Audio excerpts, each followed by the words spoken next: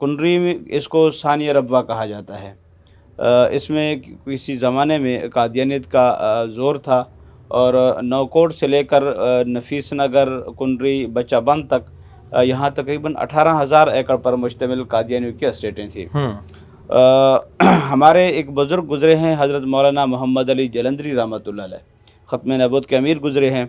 वो 1948 में पाकिस्तान बनने के 1 साल बाद यहाँ तशरीफ़ लाए और कुनरी में ख़त्म नबूवत मरकज़ के लिए जगह ख़रीदी और इस तरह ये पाकिस्तान बनने के बाद सबसे पहला मिल्कियती दफ्तर मजलिस ख़त्म नबूवत का कुनरी में बना। अल्हम्दुलिल्लाह। यहाँ उन बुज़ुर्गों की मेहनत शुरू हुई तो कादियानियत का फिर जो है वो ज़ीवाल शुरू हुआ।